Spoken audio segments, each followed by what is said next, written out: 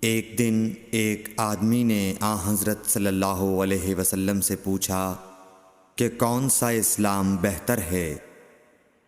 فرمایا، یہ کہ تم کھانا کھلاؤ اور جس کو پہچانو اس کو بھی اور جس کو نہ پہچانو اس کو بھی، الغرض سب کو سلام کرو۔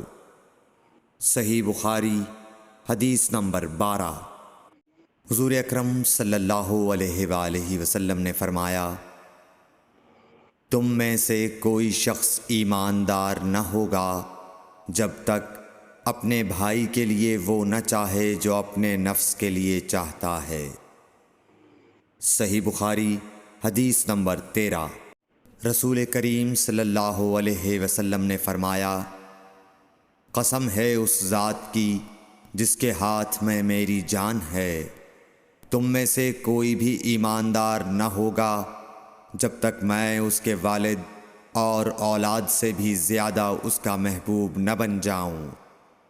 صحیح بخاری حدیث نمبر 14۔